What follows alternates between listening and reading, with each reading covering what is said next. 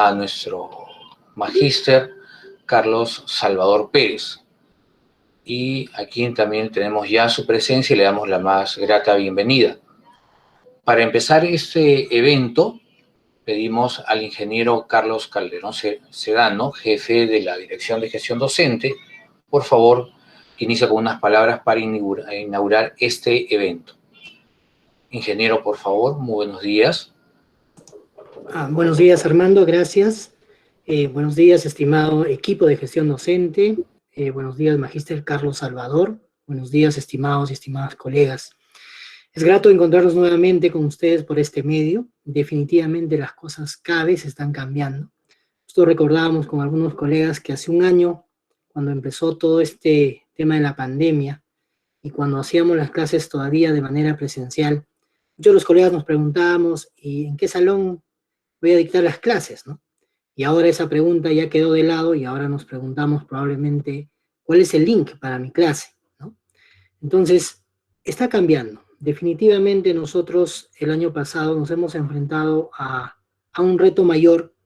Muchos teníamos algo de experiencia, otros más, otros menos, pero igual hemos podido sobrellevar nuestras clases. Pero ahora, a un año de las clases, ya tenemos cierta experiencia. Pero así como nosotros tenemos experiencia, en el mundo también ha habido avances, también ha habido experiencias. Yo quiero felicitar a todo el equipo, agradecer al magíster Carlos Salvador, porque el día de hoy vamos a empezar con este ciclo de poder intercambiar experiencias, no solamente en la Universidad Continental, no solamente en nuestra clase, porque nosotros también hemos tenido y hemos obtenido el expertise para ya desarrollar estas videoclases, pero en el mundo también ha sucedido lo mismo. Y de hecho que hay buenas prácticas, que sería bueno escucharlas, sería bueno compartir también, por eso agradezco a todos esta excelente idea y esta excelente iniciativa. Y sin más preámbulos, bueno, doy por aperturado este ciclo, gracias a todos y esperemos que sea muy fructuoso y nos pueda ayudar a seguir mejorando en el desarrollo de nuestras actividades como docentes, como profesionales en la universidad. Gracias a todos, buenos días. Muchas gracias, ingeniero Calderón, agradecemos su presencia y que haya iniciado con esas palabras que definitivamente son parte de una realidad, ¿no?, que ahora palpamos todos nosotros. Ahora quisiéramos darle pase al maestro Carlos Salvador Pérez, no sin antes hacer una pequeña reseña de quién es el magíster Pérez Salgado. Él es ingeniero electrónico en sistemas digitales y computadoras por la Universidad Autónoma Metropolitana y magíster en ciencias y tecnologías de la información de la UAM. También en conversaciones que hemos tenido con él nos comentaba que usa el software libre, ¿no? Es usuario de Linux, por ejemplo, y desde el año 2006 él lo utiliza constantemente. También tiene más de 20 años dedicados a la docencia, impartiendo cursos como matemáticas, ciencias básicas, tecnologías de la información e ingeniería, lógicamente, tanto en pregrado como en posgrado. Le damos entonces la cordial bienvenida al magíster Carlos Salvador Pérez Salgado con un voto de aplauso virtual, por favor. Muy buenos días, maestro Pérez. ¿Qué tal? Buen día. Muchas gracias. ¿Me confirman, por favor, si me ven y me escuchan? Perfecto, sí, correcto. Perfecto, Carlos Salvador. Muchísimas gracias nuevamente. Se escucha. Muy amable. Son muy amables todos, muchas gracias. Bueno, pues espero sus instrucciones para compartir y comenzar.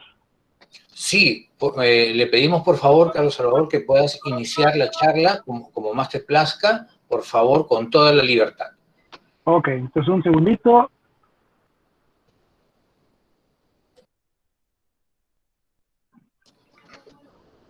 Listo, ¿me pueden confirmar por favor si ya se ve la presentación? Sí, la estamos observando. Bueno, pues para mí es un gusto estar aquí, les agradezco muchísimo la invitación. Yo creo que no habrá mucho que les pueda decir. Todos ustedes seguramente han encontrado la forma de sobrellevar esta situación y de encontrar una nueva forma de ejercer la academia a distancia. Pero bueno, me voy a tomar el atrevimiento de dar algunas recomendaciones basadas en mi experiencia y sobre todo considerando que ya llevo casi 2 años como docente 100% en línea. UNIR es una universidad que solamente está disponible en Internet Somos pues la universidad en Internet.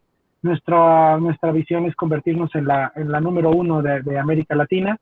Entonces, pues tengo cierta ventaja en eso porque pues ya no me cayó de novedad a mí esta situación tan desagradable, sino que pues era parte del modelo de todos los días. Y parte de ese modelo me gustaría compartirlo con ustedes para que vean cuáles han sido las ventajas y las fortalezas que ha implicado. Bueno, pues sin más preámbulo, vamos a comenzar. El contenido de la charla son solo 4 secciones, no quiero tomarme demasiado tiempo. Al final me gustaría que hubiera algunas preguntas para que hubiera interacción. El contenido se divide en la enseñanza remota, un paradigma diferente, una rápida revisión de qué son los LMS, las videoconferencias y otras herramientas, la intención contra la necesidad, la situación de la pandemia, y algunas recomendaciones en soft y hard skills, que es sobre las habilidades curriculares y las no curriculares, de lo subjetivo y lo objetivo a la hora de enseñar. Bueno, entonces la enseñanza remota es un paradigma diferente, no es lo mismo a lo que estamos acostumbrados, y pues ya va a ser un año de pandemia, creo que ya nos dimos cuenta de eso en la mayoría de los casos. Y bueno, la enseñanza a distancia se va a apoyar en el autoestudio. El modelo exitoso y la mayoría de las universidades que ofrecen servicios de enseñanza en línea tienen un diseño instruccional basado en el autoestudio, en el que el alumno debe de tener la obligación de estudiar. Y yo sé que muchos de ustedes ya están poniendo cara a decir, pues si ese es el problema, que no quieren hacer nada. Pero bueno, tenemos que cambiar el enfoque. Hay una película muy buena con Leonardo DiCaprio que se llama El Lobo de Wall Street. Hay una escena en la que le pide a sus colegas vender una pluma, un bolígrafo. Entonces no se trata de hablar de lo bueno de la pluma, sino de crear una necesidad para que la gente la consuma. Con la educación es igual. Estamos en un momento en el que los alumnos creemos que no, pero demandan educación. Quieren, porque es la única forma, muchas veces, mediante la cual pueden cambiar la forma en la que viven actualmente, y porque es una exigencia social, ¿no? El éxito está ligado bien o mal al nivel académico que uno tiene. Para muchas personas es muy importante que se le distinga por su grado. Entonces, en este sentido, pues no vamos a ir en contra de la corriente, sino vamos a usar eso a nuestro favor. El alumno tiene la obligación de estudiar y nosotros tenemos que buscar la forma de que así sea. Entonces, tenemos que buscar un diseño instruccional modular y secuencial, pero que sea autocontenido. Hay materias que exigen seriación y es inevitable. Si yo enseño cálculo integral, pues necesito que mi estudiante sepa cálculo diferencial. Pero nada evita que yo tome un momento de mi clase para hacer un repaso que nivele a todos mis estudiantes. Entiendo que muchas de las veces los objetivos a nivel directivo y los objetivos a nivel docente son diferentes. Y es la tarea del maestro encontrar la forma de convertirse en un puente entre esos dos objetivos. Yo no puedo martirizar a mis estudiantes con conocimientos que están fuera de su alcance, porque lo único que voy a conseguir es la frustración de ellos y mi frustración como profesor, porque no vamos a caminar. Entonces, es una realidad que los jóvenes de ahora están acostumbrados a tenerlo todo rápido y además tiene que ser satisfactorio. Pero en ese sentido hemos equivocado a veces el camino. Hay que desarrollar materiales de estudio de acuerdo con el nivel y con los objetivos. A veces uno quisiera enseñar un poco más, o a veces uno se da cuenta de que no se va a llegar al objetivo. Sin embargo, tenemos que buscar la forma. Siempre hay forma, pero no tenemos por qué cargar todo el peso solos y tampoco tenemos por qué aventar toda la responsabilidad para un lado. Las autoevaluaciones son buenas, permiten fortalecer el avance. Si el estudiante tiene una forma de medirse a sí mismo, ya no tengo yo la obligación de estarlo midiendo en todo momento. Hace unos 4 años yo daba clase en otra institución y utilizaba Google Classroom como herramienta y me creaba yo mis propios exámenes en Google Forms.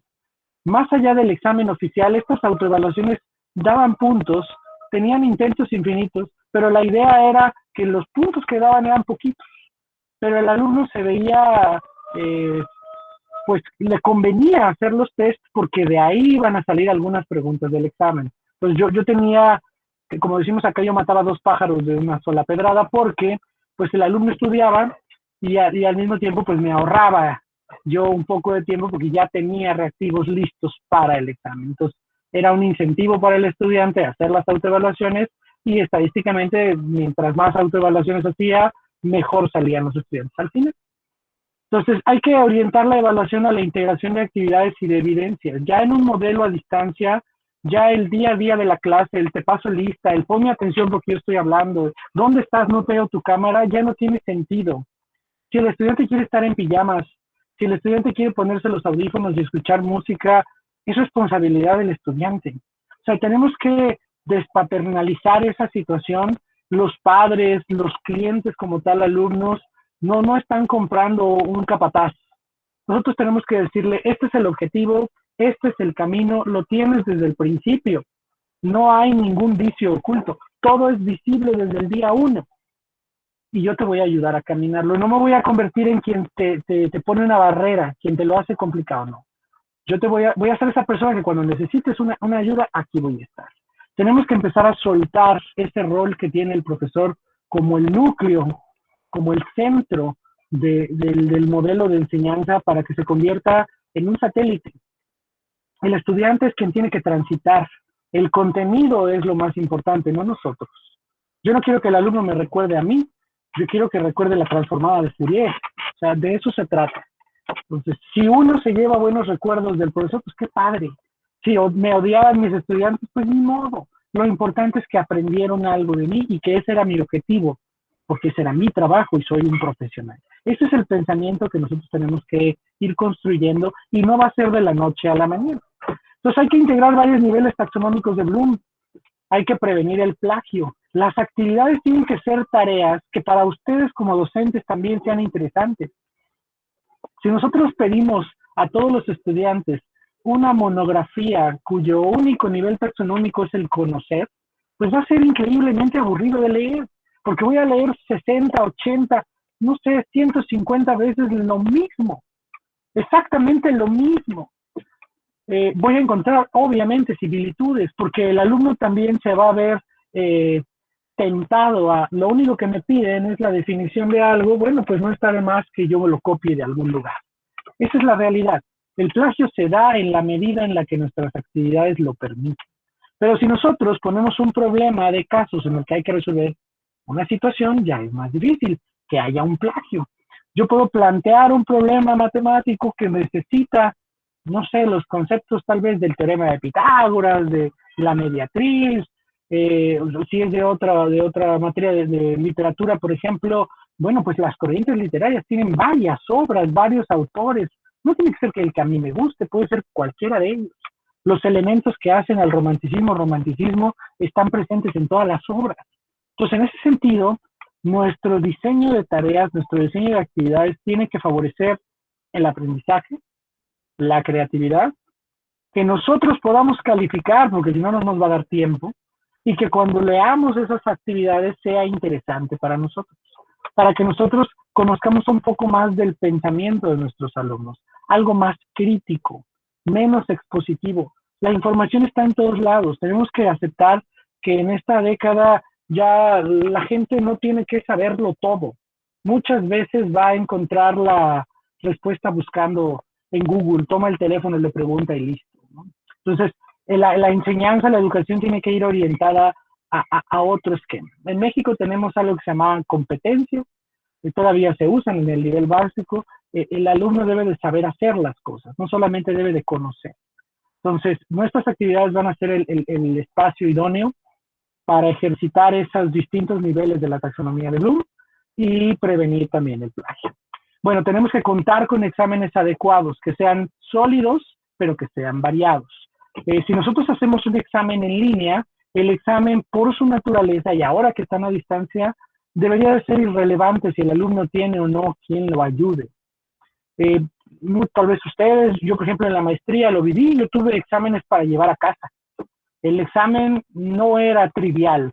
Yo necesitaba sentarme a pensar cómo iba a resolver el problema y tenía libros y tenía todos los recursos a mi alrededor para poder cumplir con esa misión, con ese examen. Y entonces entregaba el examen y se acabó. Hay herramientas también para un examen de conocimientos que sea tipo certificación Hay muchas formas de hacer el examen para que el alumno no haga trampa. Hay programas para ello. Hay uno que se llama Respondus Lockdown Browser, no sé si lo conozcan. En UNIR lo usamos, en el que el alumno instala el navegador, solo puede estar en ese programa, la cámara y el micrófono se activan, son requisitos para hacer el examen, y bueno, el alumno no puede copiar nada porque lo estamos viendo, lo estamos grabando.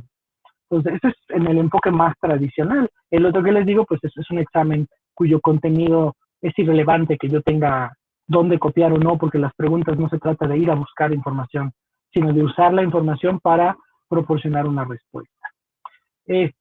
Otra cosa es el diseño adecuado de los reactivos. Muchas veces los profesores no tenemos una formación en la elaboración, perdón, de los reactivos, y eso va en detrimento de nuestras evaluaciones. El reactivo debe ser muy claro, debe de haber un solo objetivo. Se debe de decidir qué tipo de reactivo vamos a usar y por qué. Existe el orden jerárquico, la opción múltiple, la pregunta abierta, la pregunta cerrada, la relación de columnas, la redacción de un texto. O sea, cada uno de esos reactivos obedece a una pregunta y a un objetivo diferente. Yo fui cuestionado muchas veces por mis compañeros, en matemáticas sobre todo. ¿Por qué te tardas tanto haciendo un examen tan elaborado? Digo, porque para calificarlo me tardo 10 minutos. Tú en hacer tu examen no tardas nada, pero cuando lo calificas estás ahí 4 horas, porque tu examen fueron 3 preguntas, y el alumno tiene que echar un rollo interminable. El que sufre eres tú.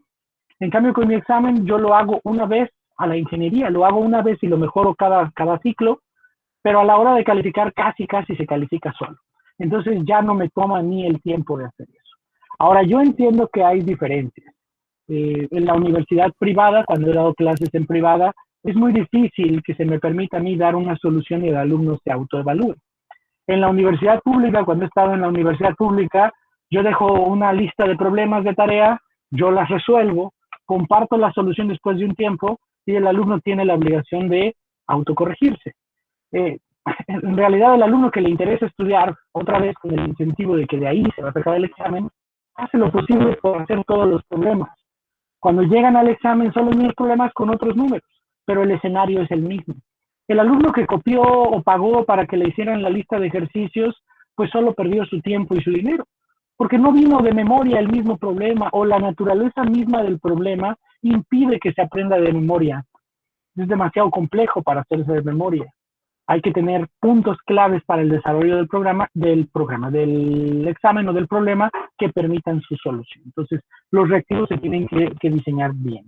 Y bueno, lo demás es trabajar en academia. Siempre se va a lograr más en equipo.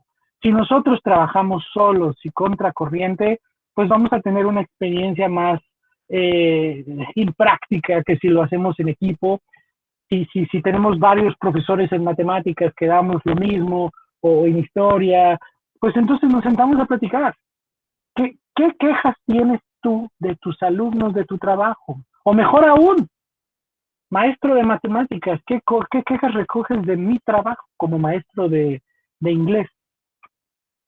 Seamos honestos. Si soy muy malo, díganmelo, porque yo no puedo mejorar si no sé dónde estoy parado. La ilusión de que uno es bueno y súper increíble y no tiene errores, es eso, una ilusión. Todos somos humanos, todos cometemos errores y vamos mejorando en la medida en la que conocemos nuestras debilidades. Entonces, el papel del profesor como impartidor pues debe de incorporar la docencia al modelo exitoso del que hablábamos. Entonces, la clase se vuelve el momento esperado, no el centro de la estrategia. El alumno debe de sentirse cómodo, debe de sentirse emocionado porque va a empezar la clase. No debe de ser, ay, tengo clase de matemáticas, porque no ha hecho nada en toda la semana.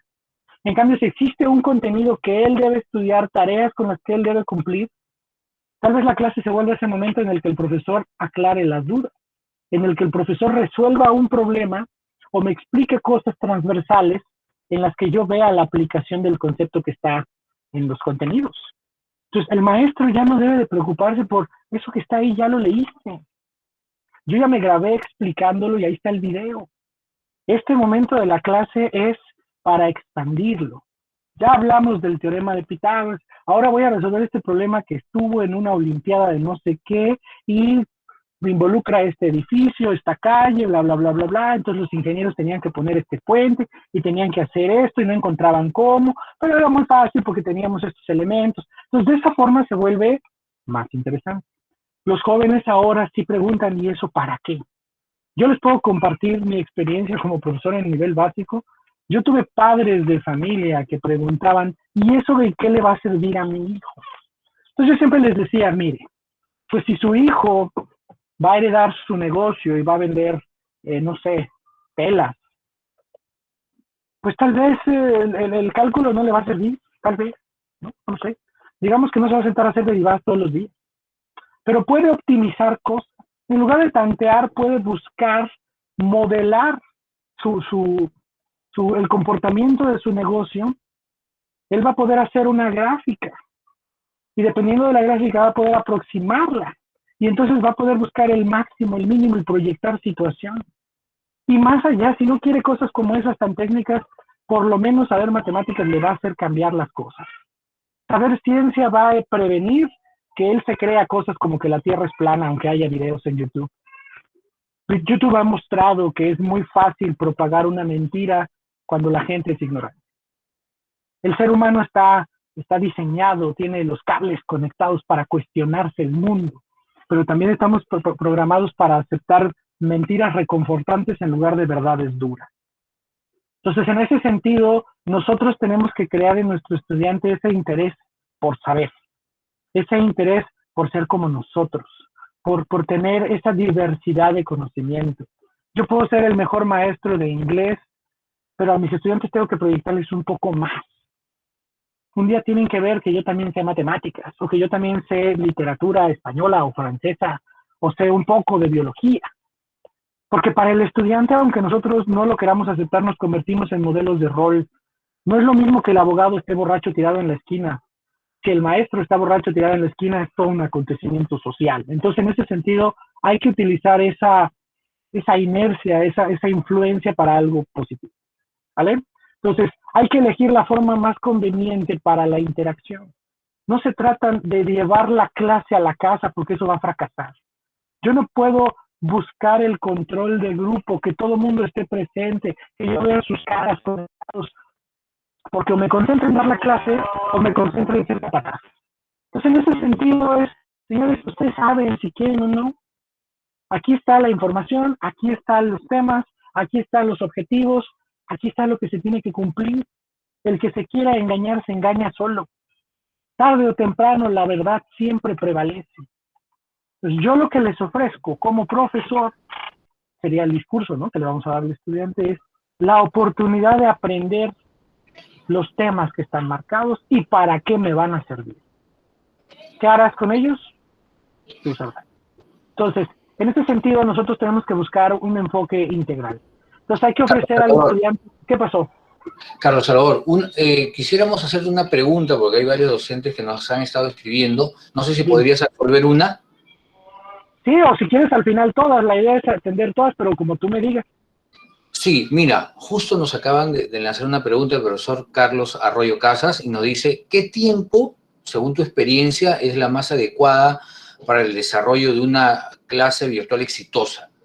Bueno, si la pregunta es la duración idónea para una clase, la respuesta sería entre 1 hora, más bien, si el nivel es básico, pregrado, o sí, desde el nivel secundaria hasta licenciatura, 1 hora. Licenciatura se puede dar la extensión a 1 hora y media. En posgrado la clase debe ser entre 1 hora y 2 horas, nada más. Un niño, te los digo por experiencia, la maestra del kindergarten de mi hijo, el más chico, es excelente, pero no puede mantener la atención de mi hijo más allá de 15 minutos. Tiene que intercalar un juego, una canción, no un video que ni se ve ni se oye, no, algo en el que interactúen los niños. Y vamos a recortar y todos los vamos a pegar y vamos a saludar y entonces el niño recibe información y después hace cosas y se entretiene. Pero obviamente la estrategia es de acuerdo con el nivel. No sé si eso responda a la pregunta. Sí, Carlos Salvador, muchísimas gracias. Por favor, Bueno, si podemos seguir. Gracias. Vale. Entonces, hay que ofrecerle al estudiante un maestro en vivo y otro siempre disponible, lo que les decía. Hay que tener en la clase ese momento en el que vamos a poder interactuar, en el que el alumno vea con interés, vamos a tener clase, va a estar buena la clase, vamos a platicar de muchas cosas. No tener miedo a sentarse simplemente a conversar con ellos. El contenido está ahí. Yo ya me grabé explicando a los puntos clave. Ahí está el Julio Profe o quien ustedes quieran en internet, ¿no? YouTube ya es la universidad más grande del mundo, ¿por qué no la uso a mi favor? Entonces, en ese sentido, pues ya está cubierta esa parte. Entonces, ahora mi clase tiene que ser el espacio orgánico. Y usted, fulano, y tú, amigo, o como se dirigen a su alumno, pues, ¿cómo le harías tú para resolver el problema? Ahora ahí está la pizarra. Hoy más tienen 10 minutos en equipo, ustedes compártanse sus propios recursos y ahorita comparamos resultados. Hay más de una forma de responder este problema, ¿cómo le harían? ¿Vale? Entonces, todo eso se puede hacer ahora. Entonces, que el maestro sea orgánico, que complemente, enriquezca y actualice los contenidos. Y hay que ser profesional, no hay que improvisar, siempre hay que llegar preparado a la clase. Hay que sentarse frente al espejo a ver cómo te vas a ver diciendo lo que vas a decir. Ese rol es importante. Y la clase no debe de ser divertida, no somos payasos. La clase debe de ser interesante. Lo que va a generar la permanencia de los estudiantes en la clase es que lo que tú dices los deje pensando o resulte atractivo para regresar a ello más adelante. Porque si nada más te la pasas contando chistes, pues fuiste el momento cómico del día. Pero, pues, ¿eso qué? No se trata de eso. Se trata de mezclar la gracia con la enseñanza, con la seriedad también. Depende de cada quien. Habrá profesores muy serios que les cueste trabajo eso, pero su clase puede ser interesante. Hay que modular el tono. No puedo hablar siempre con la misma cadencia al mismo tiempo, porque aburro a todo el mundo. Tenemos que subir, tenemos que bajar, nos tenemos que mover. Tiene que ser una dinámica en la que podamos cubrir la atención. Y captar la atención a distancia es muchísimo más difícil. Entonces, yo, por ejemplo, le estoy hablando a una pantalla, a una cámara. Yo no veo sus reacciones. No tengo la retroalimentación que en clase tendría para ir cambiando el tono. Es más difícil. Obviamente, cuando ustedes tienen cámaras abiertas, pueden ir viendo cómo reaccionan los alumnos. Pero también entiendan que para ellos, pues, es una experiencia diferente. Entonces, hay que tratar de cambiar el enfoque. En unir lo que hemos hecho, las clases permiten, yo doy la clase, comparto el material, me veo a mí mismo y veo un chat. Y de esa forma puedo ir respondiendo. Ahorita vamos a abordar algunas herramientas. Esta es la desventaja de esta herramienta. Si yo maximizo la pantalla para compartir, pues no los veo a ustedes. Ni veo el chat, ni me entero de nada. Y ese es un problema. Pero bueno, más allá. El centro del modelo es el alumno, pero la estrella del show son ustedes. Eso que ni qué. Yo lo que quiero es que el alumno se lleve el conocimiento. El que tiene que estudiar es él. El que tiene que pasar el examen es él. No yo. Yo ya estudié. Ahora lo que me toca a mí es compartirle. Entonces, ¿quién tiene que ser la estrella del show? El profe. ¿Por qué? Porque el profe es el que va a ayudar, el que va a llegar a ver cómo vas. Es que me atoré aquí, pues ahí está, la piedra se quitó. Sigue adelante. Entonces, eso es motivante y hace que el alumno se sienta agradecido por la clase. Y bueno, uno debe de tratar de tener siempre todo bajo control. Y lo tendrá bajo control en la medida en la que esté preparado. Entonces hay que adecuar la clase al nivel y al perfil de los alumnos. Yo no puedo llegar a dar una clase en la que estoy dando las aplicaciones del cálculo integral y los alumnos no saben álgebra, ¿no? Entonces tengo que identificar qué es lo que tengo, cómo llego al objetivo. No hay más. Entonces, el profesor debe, como corrector, pues debe de identificar que la evaluación se alinee en realidad a los objetivos del programa. Entonces, no importa el modelo, el alumno siempre va a querer aprobar. Entonces, nosotros tenemos ese interés, hay que usarlo a nuestro favor. Hay que diseñar mecanismos de evaluación que sean adecuados para cada tarea. No voy a calificar igual un test, o sea, un cuestionario, que como voy a calificar un ensayo, o la solución de ejercicios de matemáticas. Cada uno tiene una característica y algo que puede servir es el diseño de rúbricas. Los que tienen pues una formación pedagógica entenderán perfectamente qué es una rúbrica y los invito a compartirlo. Yo como ingeniero cuando salí de la universidad y me dediqué a la docencia, yo no sabía que era una rúbrica, pero cuando supe cómo funcionaba, apliqué mis conceptos de ingeniería y mejoré mi rúbrica. Entonces, ahí está el reto, cada quien puede mejorar. Y bueno, ahora le preguntas a Google qué es una rúbrica de evaluación y lo tienes en en 2 patadas. Hay que cuidar la ética, la delgada línea entre enseñar, evaluar y simular. Enseñar es explicar las cosas por el gusto de que se aprendan, pero no a todos les va a interesar, entonces aquí está el reto. Evaluar, hay que evaluar de forma objetiva, correcta.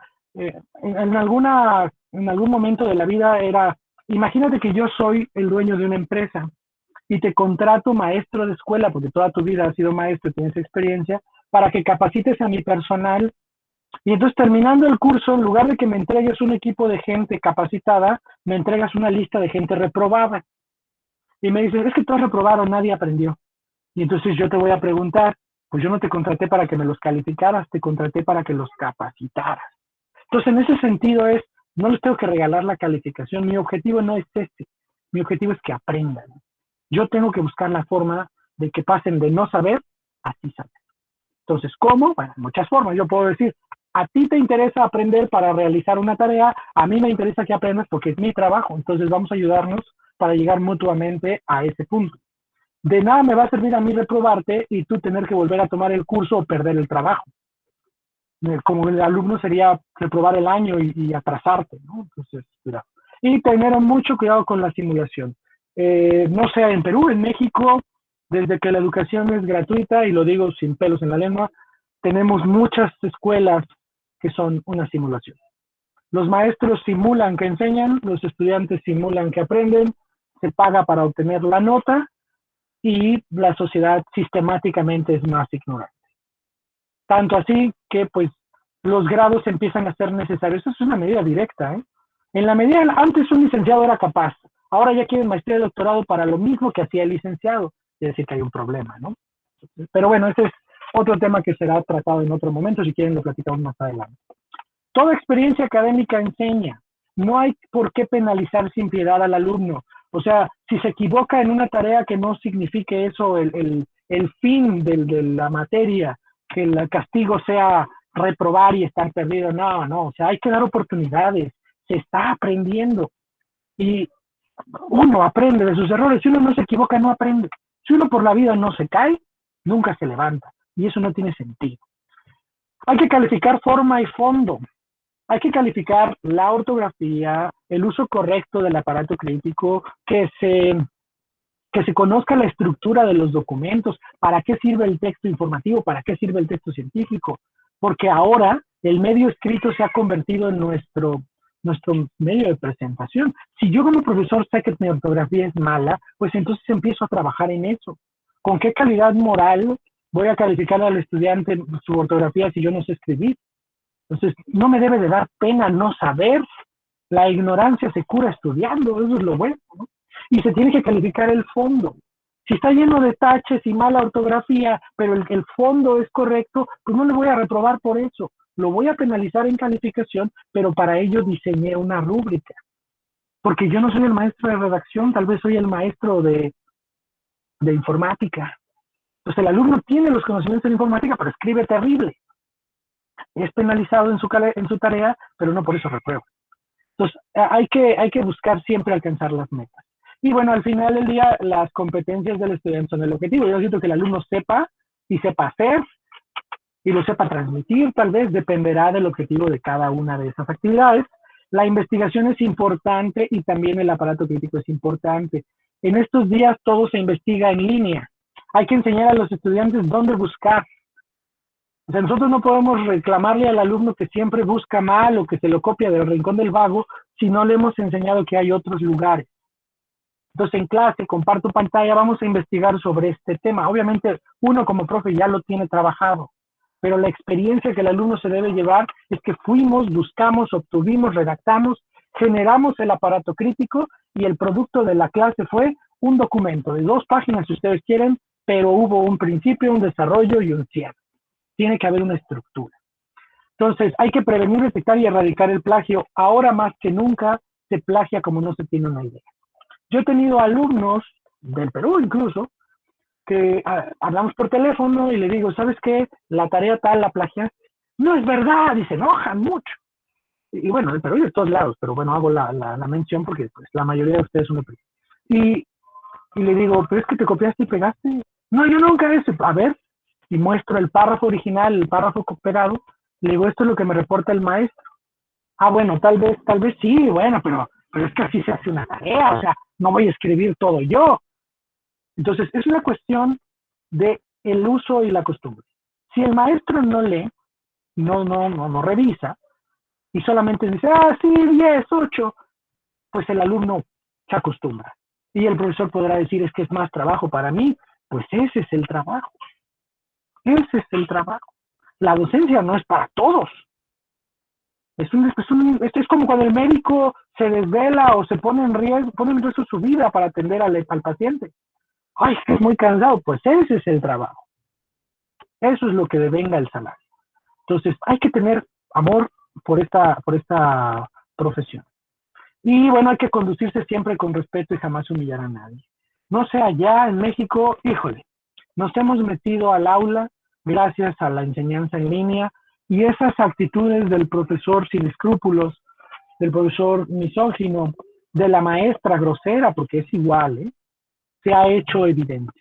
Cosas que nosotros vivimos, no sé ustedes, yo lo viví cuando estaba en preparatoria.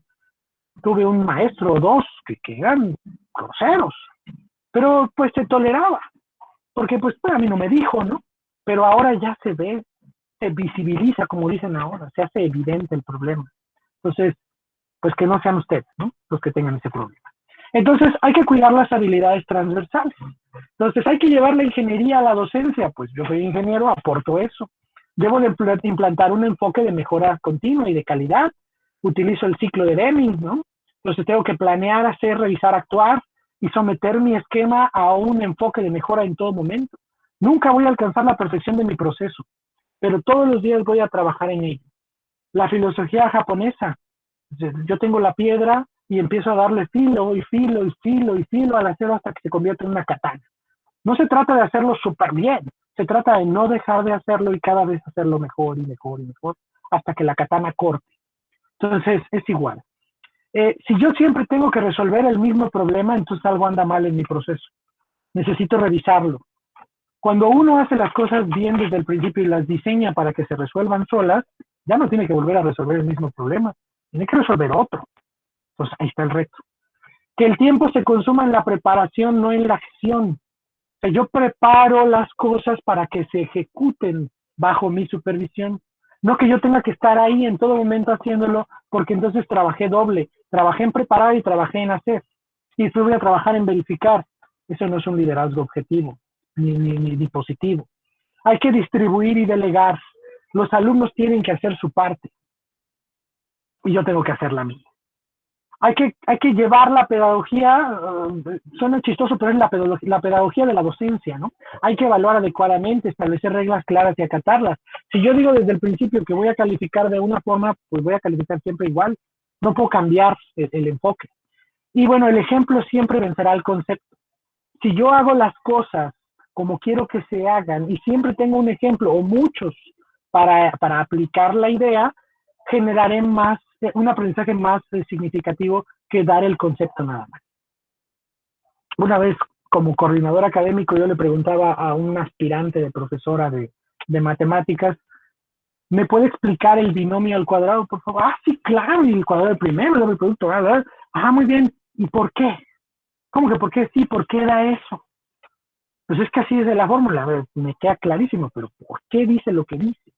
Y entonces, hay profesores que tranquilamente hasta un cuadrado te dibujan, pues es que si este es A y este es B, se genera un cuadrado porque está elevado al cuadrado. O sea, tienen el concepto claro y eso es lo que se debe de transmitir. Pero si nosotros estamos en el profesor que en realidad solo memorizó, pues tenemos que trabajar, porque de memoria no transmitimos más que los chistes. Entonces, siempre hay que enseñar para el nivel. Hay que ser un facilitador, no un obstáculo. Nosotros no podemos poner la vara muy alta para que nadie la pueda saltar. No se trata de eso. Y tampoco vamos a regalar el curso. Si yo veo que mi grupo tiene habilidades para ir más arriba, empiezo a apretar. Si veo que de repente se empiezan a caer, empiezo a aflojar. Pero siempre se debe de ver que yo no estoy ahí para impedir, sino para ayudar. La primera reacción ante el fracaso suele ser el enojo. Yo tuve estudiantes y a veces doy una materia que se llama Auditoría de la Seguridad en la maestría en Seguridad Informática Tengo alumnos que son auditores, que eso hacen todos los días. Y cuando los evalúas, es que estoy mal en el concepto. No, no está mal. Entonces, ¿por qué te enojas? Te enojas porque no sacaste 10, pero te expliqué por qué y qué es lo que tienes que corregir, ¿sí o no? Sí, pues ahora el auditado fuiste tú, ¿no? Sí. ¿Qué es lo que siempre le pides a la gente que audita? Que no se enoje, que tome las recomendaciones para mejorar el proceso, ¿cierto o falso? Cierto. Entonces, pues siempre es diferente cuando se vive el problema, ¿no? Entonces, en ese sentido, sean facilitadores, no sean obstáculos. Hay que llevar las humanidades de la docencia al máximo. La comunicación es fundamental. Hay que comunicar de forma oral y escrita. Y bueno, y el arte y la ciencia no son enemigos, se completan. Entonces, con eso terminamos esta parte rollera. Espero que no les haya cansado y ya todo el mundo se haya ido mejor a ver la televisión. Son las recomendaciones que yo les haría basadas en mi experiencia. Lo que sigue va a ser un bloque que me voy a ir muy rápido para no consumir mucho tiempo porque es estrictamente informativo y ustedes podrán explorar a detalle después. Sin embargo, vale la pena que lo conozcan y pues, como decimos acá en México, la patada va con chanfle, porque la idea es que repercuta también arriba, los que tomen las decisiones de qué herramienta es la mejor. No siempre la más barata es la mejor. Hay herramientas que tienen ventajas y desventajas sobre otras. Entonces, en ese sentido, ¿qué es un LMS? Un LMS es un sistema de gestión de aprendizaje, por sus siglas en inglés. Y hay muchas. Son las plataformas de enseñanza a distancia que ya existían antes de la pandemia. Y son útiles para cursos en línea y para complementar esquemas presenciales. Desde hace muchos años, yo creo que más de 10, yo utilizo plataformas digitales para complementar mis cursos. Y bueno, ahora todo el curso es así. Pero antes siempre tenía una. En la UAM utilizaba Moodle. En la Universidad Tec Milenio México, que forma parte del Tecnológico de Monterrey, una de las más importantes privadas del país, utilizaba Blackboard. En otra universidad privada orientada a la cuestión jurídica, tenía alumnos de preparatoria y de licenciatura, ahí utilizaba Google Classroom. Entonces siempre he tratado de tener una herramienta, ahora aquí en Unir uso Canvas. Entonces la diferencia es que todas ellas se parecen. Algunas tienen ventajas sobre otras, desventajas, pero al final del día complementan. Por ejemplo, Google Classroom lo usaba cuando daba inglés. Yo compartía videos, compartía las famosas sheets, las hojitas de actividades, y entonces en clase podía atender algunos conceptos y en casa el alumno tenía que trabajar en otros. Me entregaba la tarea ahí, toda a mano, ¿verdad? En ese momento se podía a mano y le tomaba foto con el celular. Digo, ¿tienes el celular en la mano todo el día, no? Sí. Tendrás que estar tomando fotos de todo, ¿no? Sí. Ah, pues tómale foto a la tarea y súbela, se acabó. Oiga, profe, ¿a poco es muy difícil? Yo veo que reenvías WhatsApp y Facebook, si no es que, y no puedes subir un archivo al Classroom, por favor, ¿no? Entonces, en ese sentido, es ayudar al alumno. No te hagas pato, como decimos en México. Vamos a encontrar la forma de usar lo que tienes a tu alrededor para tu beneficio y de paso, pues para el mío como maestro. Entonces, ayudan a la gestión de los cursos, a la gestión de los participantes, los resultados. Un buen LMS bien usado debe de generar reportes para el maestro. Si las calificaciones se exportan solas, ya vamos de gane. Si no, entonces algo estamos haciendo mal. Las ventajas, pues mejoran la organización de los cursos. Yo diseño el curso una vez y entonces lo empiezo a mejorar. No lo desarrollo cada semestre o cada periodo. Deben de brindar herramientas de control y de seguimiento. Yo debo de tener trazabilidad en todo el proceso. Debo de ser capaz de identificar qué está haciendo fulanito y qué está haciendo perenganito, en qué va y cómo lo puedo ayudar. Hay que incrementar la flexibilidad personal de contenidos y público, porque me doy cuenta, como ahora, que yo estoy sentado en mi casa en México y puedo estar conversando con ustedes como si estuviéramos todos juntos, tomándonos un cafecito, ¿no? Entonces, en ese sentido, ya se acabó la distancia. Los LMS han permitido también que tengamos alumnos de fuera, que tengamos profesores de fuera y que todos seamos parte del equipo. Los más famosos de estos LMS, porque hay muchos, ¿no? Pero los más famosos que yo recojo son 4. Google Classroom, Canvas, Blackboard y Moodle, y todos los he usado yo.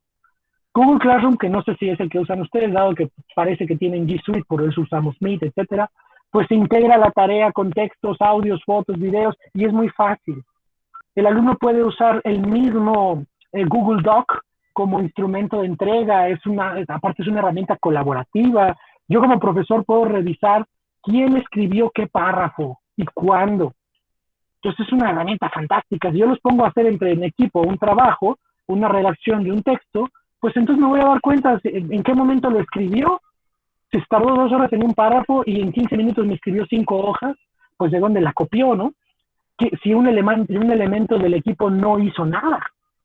Entonces hay muchas herramientas. Está disponible en muchos idiomas, funciona en prácticamente todos los dispositivos móviles que tengan Android, y las universidades públicas, creo que también las privadas, todas las escuelas tienen acceso a la G Suite. Si enseñan los niveles básicos hasta el famoso K12, incluso pueden tener la G Suite gratis, ¿no? Entonces es una gran ventaja. Con esta situación de la pandemia, creo que se hicieron más fáciles o más simples las condiciones para obtener este tipo de apoyos. Entonces hay que usarla. Y para los que les guste pegarle a la tecla en la programación, pues tiene API para los desarrolladores. Una API es una interfaz de programación que permite que ustedes integren sus programas con lo que ha hecho Google, para que no necesariamente el alumno tenga que entrar desde Google, sino desde sus propias plataformas. Canvas la usamos en Unir, es fácil de usar, es muy sencillo de adoptar, es atractivo para todo tipo de público, y bueno, está muy cuidado en su estética, muy bonito. Se puede configurar para que sea atractivo, es moderno, se integran muchos módulos básicos y avanzados, igual tiene una API, permite igual también administrar usuarios, roles, permisos, y tiene muchas opciones de funcionalidad. Hay anuncios, debates, tareas, calificaciones, lista de personas, se pueden crear páginas, archivos, se integran las famosas LTI, que vamos a ver más adelante qué son, y bueno, tiene un calendario de eventos centralizado. Blackboard se parece mucho a Canvas. En mi experiencia se siente más pesado.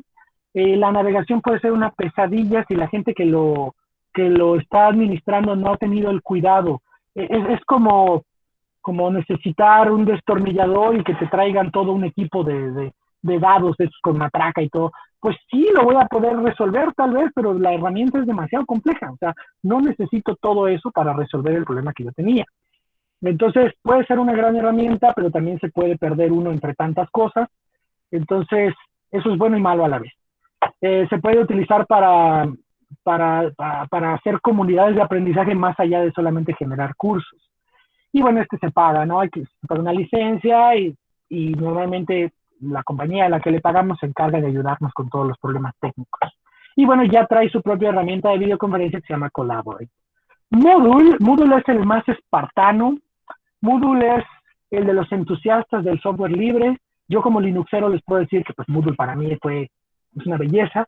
Se ha creado a partir de la colaboración abierta de todo el mundo. Nadie paga a nadie, todo el mundo lo hace por amor al arte. Sí hay patrocinadores y todo, pero la verdad es que Moodle se ha convertido de lo que era hace 15 años a lo que es ahora en una belleza como un sistema de LMS. Sin embargo, pues sí requiere conocimientos para su montaje, sí requieren tener a alguien que sepa lo que está haciendo para ir capacitando a los demás. Este es gratis, lo pueden ustedes descargar, instalar en su propio servidor, y si no, busquen en internet. Hay sitios gratuitos que ofrecen espacio para sus aulas. Entonces, pues lo pueden ir explorando, ¿no? Entonces, si la cuestión costo es importante, pues tal vez salga más barato tener a alguien ahí que pagar una licencia y se encarga de darle mantenimiento. Entonces, pero sí requiere más conocimientos técnicos. Y eso fue, bueno, el esqueleto, ¿no? Donde se monta el aprendizaje, el LMS. La videoconferencia, pues es el espacio que usamos para la interacción en clase. Entonces, todo el curso está en el LMS. La videoconferencia es la cereza del pastel. El modelo de educación en línea no se puede centrar en la clase, eso es obsoleto. El modelo de educación en línea se centra en el autoestudio. Y la clase es el punto medular, es el momento estrella, en el momento en el que aparece el rockstar, que es el profesor, y da la clase y los alumnos quedan fascinados, porque vino a poner claridad donde solo había oscuridad. Esa es la misión. Entonces, pues ayudan para ese tipo de charlas, las clases en línea, se pueden controlar accesos, permisos, se puede utilizar micrófono, cámara, bueno, es evidente, lo estamos usando ahora mismo. Los famosos, pues Google Meet, Zoom, Blackboard Collaborate, Adobe Connect y el Big Blue Board.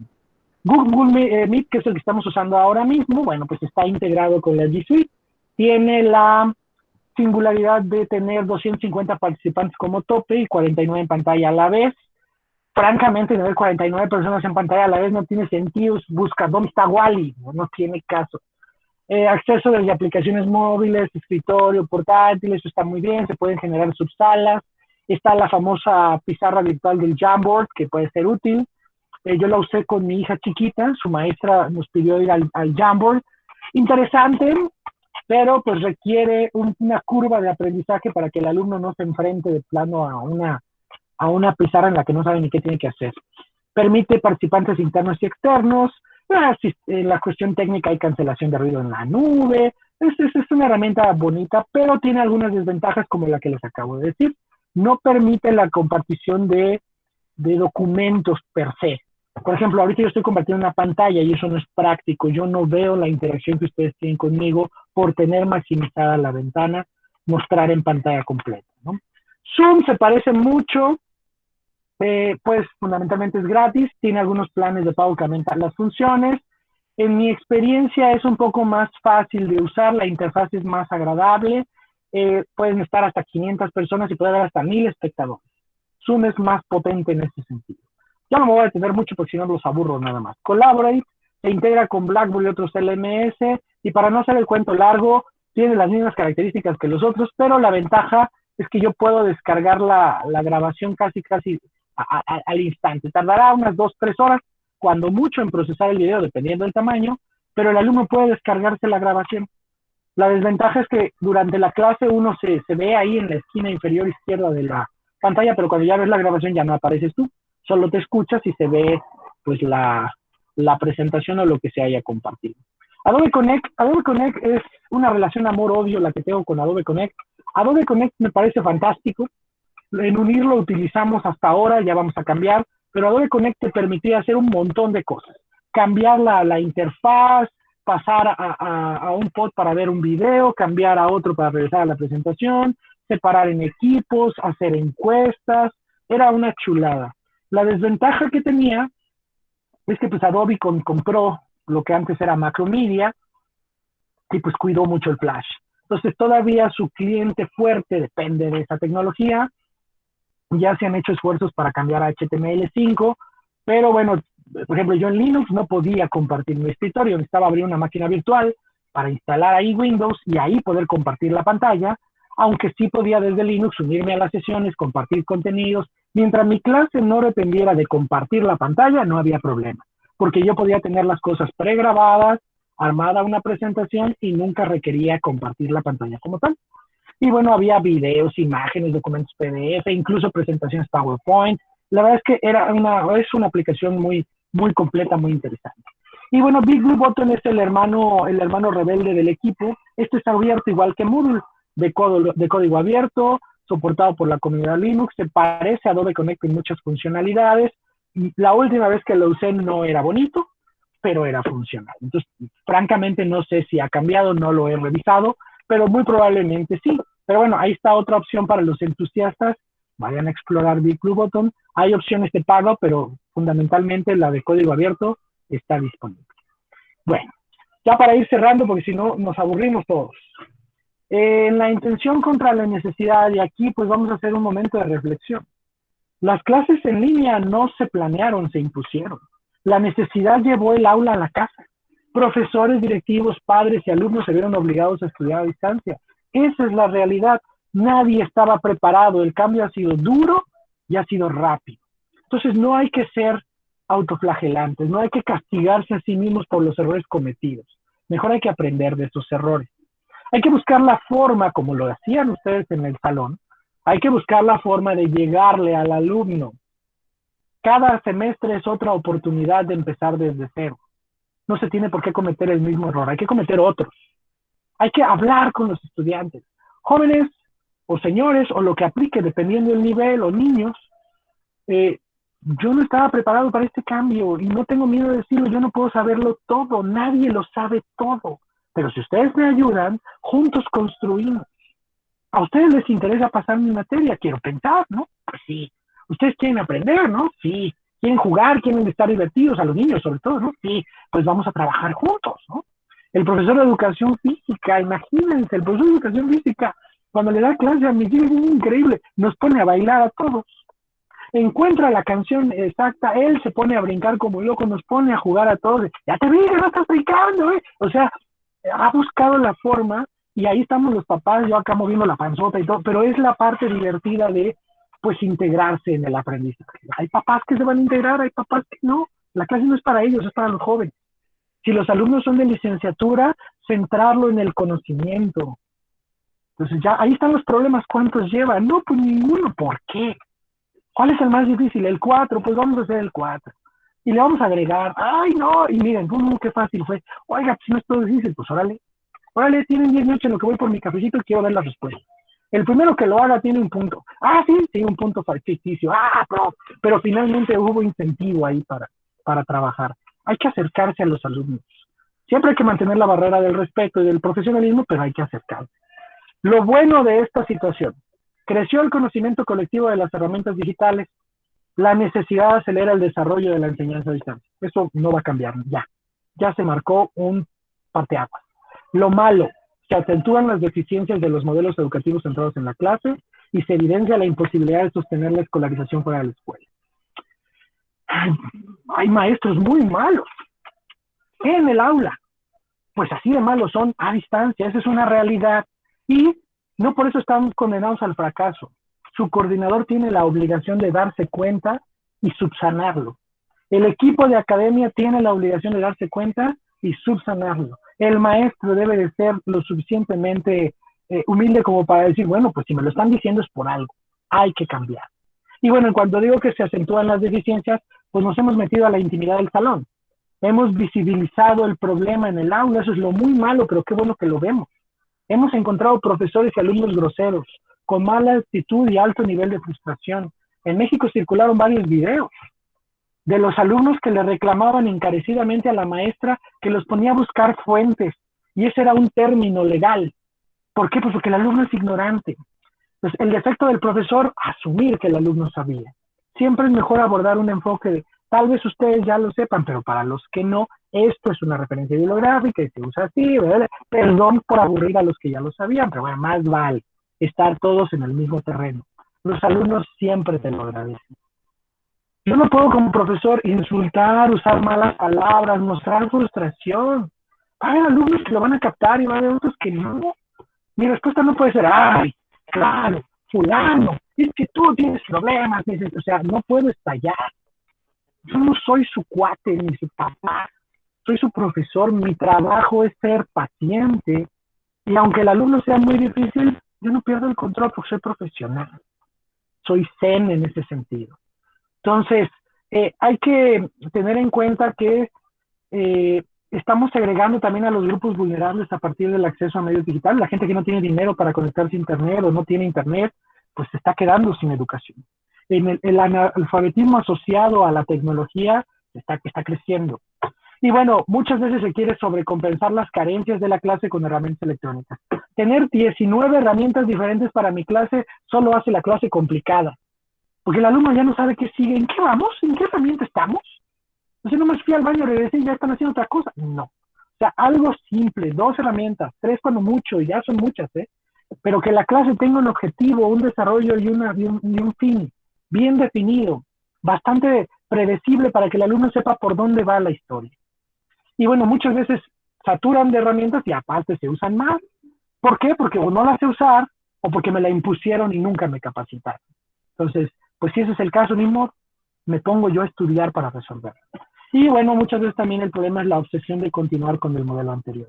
Quiero seguir dando clase como la daba antes, y eso no es posible. Estoy en otro modelo. Entonces hay que explorar otros modelos pedagógicos. El aula invertida puede ser útil, ahorita lo comentamos si quieren, si nos da tiempo, porque ya estoy sobre la hora, pero no hay que abusar de esta. O sea, el aula invertida es donde el alumno estudia y viene a la clase a hacer ejercicios. Eso está bien en 1 o 2 clases, no todo. También el maestro tiene que expresar, tiene que mostrar cómo se hace. No nada más depender de que el alumno haya estudiado ya, o sea, no hay que pasar completamente al otro lado.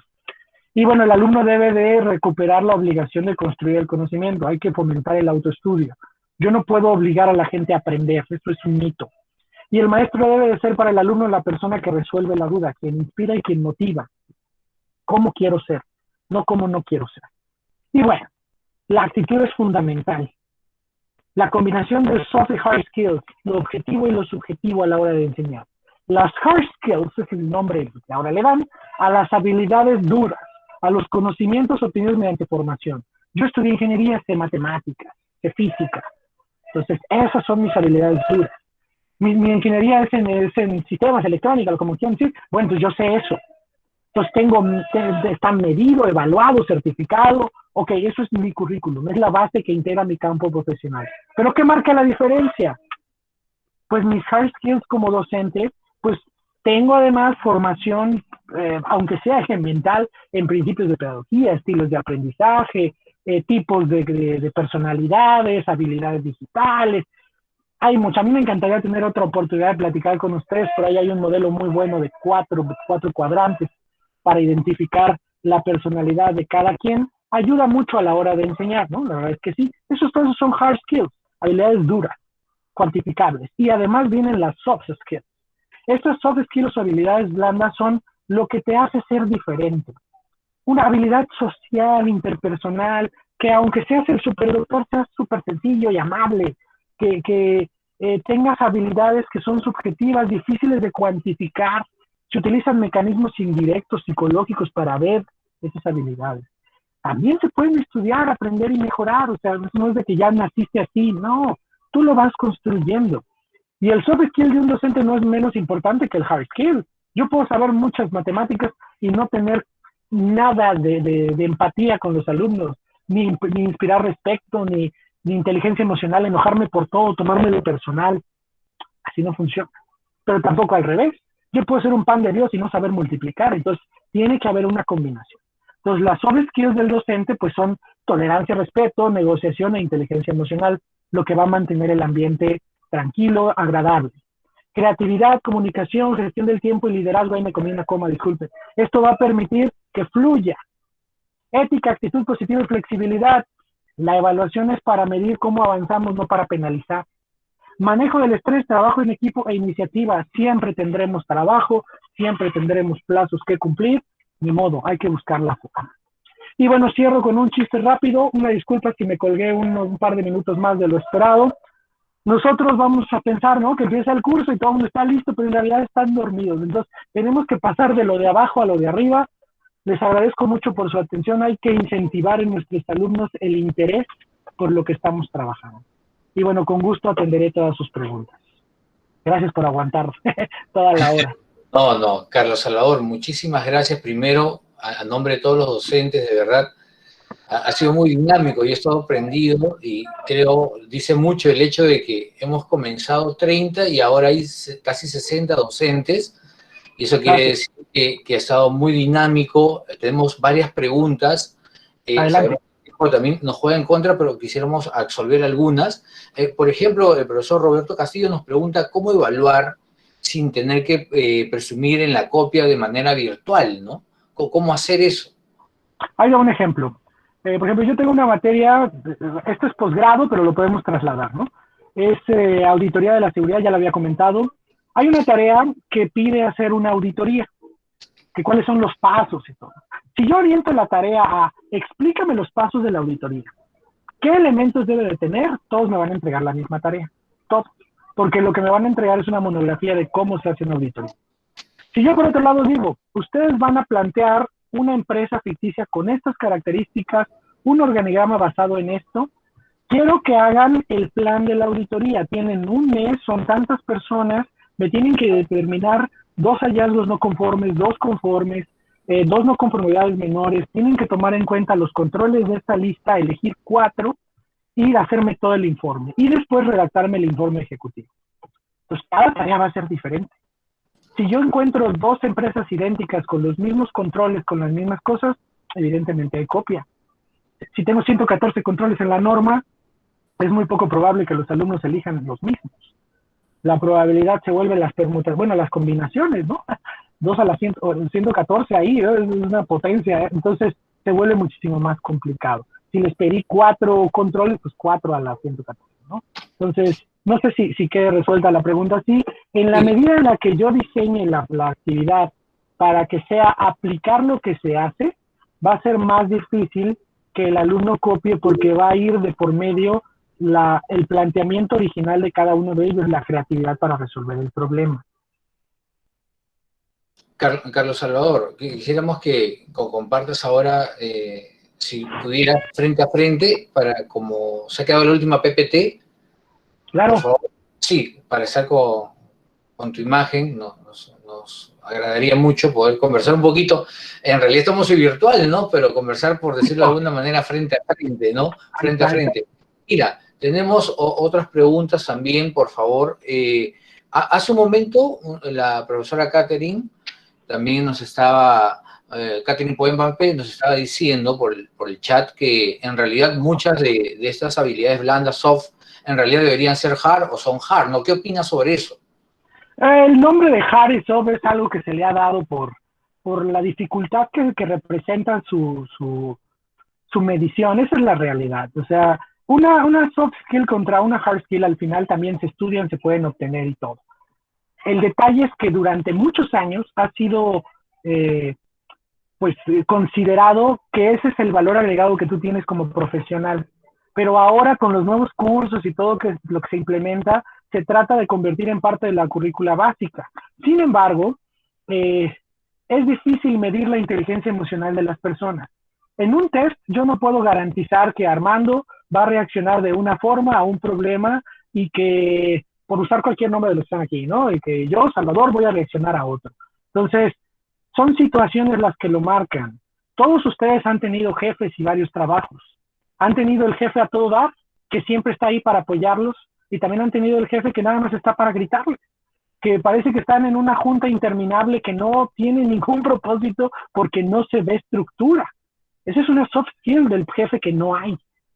Entonces, ahí el detalle es, a ver, si vamos a tener una reunión, hay una orden del día, ¿no? Eso es la parte hard skill de la reunión. Tenemos un inicio, un desarrollo y un fin.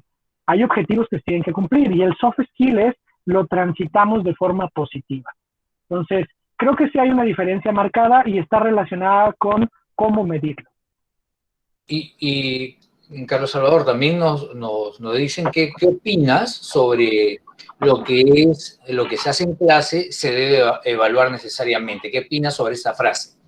Yo pienso que eso es una de esas obsesiones que tiene la gente de demostrar que sí se trabajó en clase. La clase no es para evaluar, los mecanismos de evaluación son otros. ¿Qué voy a evaluar en la clase? ¿Que el alumno me soportó una hora haciendo las actividades? Vamos a analizarlo desde el punto de vista pedagógico. Aquí debería haber gente que sabe muchísimo más que yo de pedagogía, pero pues el aprendizaje no se basa en cumplió conmigo durante la clase. El objetivo no es ese. El objetivo es que el alumno se lleve el conocimiento. Es una obsesión que yo he visto, no allá nada más, acá también, para tratar de justificar lo que hace el maestro. Tenemos que trabajar en conjunto para demostrar que el conocimiento y la enseñanza es más que la clase. La clase es la cereza del pastel, como yo lo decía. El alumno tiene que estudiar, los libros han estado ahí y ahí van a seguir. Entonces, cuando uno solamente va a la clase, aprende muchas cosas y pone atención, pero cuando lee el libro se da cuenta de que aprende 3 veces más. Eso es lo que tenemos que fomentar en el estudiante, que él encuentre lo bonito de ir al libro. Nos quejamos de que los alumnos no leen, pues porque no tienen necesidad de leer. Ninguna persona va a leer si no encuentra una necesidad para ello. Entonces, ¿qué opino yo de que las clases sean un criterio de evaluación? Pues creo que no es la estrategia adecuada. Hay otras cosas mejores que repercuten de forma positiva tanto en el profesor como en el estudiante. Carlos Salvador, antes de terminar quisiera hacer un pequeño paréntesis de 10 segundos, invitar a todos, por favor, se ha enviado un formulario para que se unan a la red internacional a la cual ya Salvador es parte de ella y de verdad le agradecemos muchísimo porque hemos tenido reuniones hace una semana y estuvo encantado de aquí. Nosotros, de parte, Salvador, de la Oficina de Gestión Docente y de la comunidad de la Universidad Continental, le queremos agradecer muchísimo por tu presencia, por esta ponencia que has tenido y que nos está dejando un valor de verdad enorme. Los docentes han estado muy activos, han preguntado no solamente por el chat, sino también por un WhatsApp personal y de otros que tenemos en red. Te agradecemos muchísimo y no sé si quisieras dejar un último mensaje a todos nosotros que igual que tú somos docentes en universidad. Pues claro que sí, muy bueno. Primero que nada agradecerles la invitación. No somos diferentes, yo también soy un profesor también he ido aprendiendo poco a poco, voy recogiendo en el camino pues lo que veo que funciona y lo comparto con ustedes.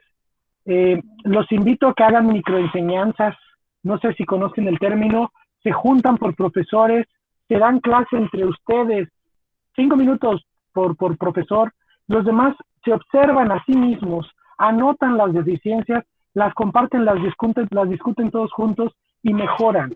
Se rompe eso de, ay, es que él va a ver que no doy bien mi clase, pues todos lo sabemos, los alumnos tarde o temprano lo cuentan. Entonces hay que romper ese temor, hay que abrirse y hay que mejorar la práctica docente porque solamente con los errores vamos aprendiendo.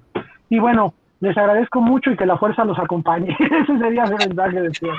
A lo Star Wars. A lo Star Wars. A Star Wars, Bien. exactamente. Igualmente, Carlos Salvador, nuevamente en nombre de toda la comunidad de la Universidad Continental y la Oficina de Gestión Docente, muchísimas gracias por esta interesantísima y excelente ponencia. Te invitaremos, lógicamente, más adelante. Gracias, Y a todos los docentes presentes, muchísimas gracias por este tiempo que ha sido muy provechoso. Muchas gracias a todos. Muy amable. Un abrazo, cuídense mucho.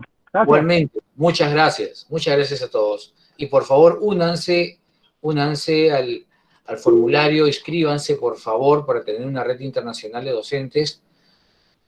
Les agradecemos mucho por su tiempo otra vez y ahí está el link, por favor, si lo han podido visionar. Aquellos que no lo han visto, se acaba de repetir nuevamente abajo Orlando Portillo. Gracias, Orlando, para poder compartirlo. Y estamos también informándoles de otros eventos. Más o menos en 2 semanas va a haber otro más, con también solamente ponentes internacionales para ustedes, queridos colegas. Muchas gracias nuevamente por su presencia. Que tengan un excelente día y una excelente clase. Muchas gracias.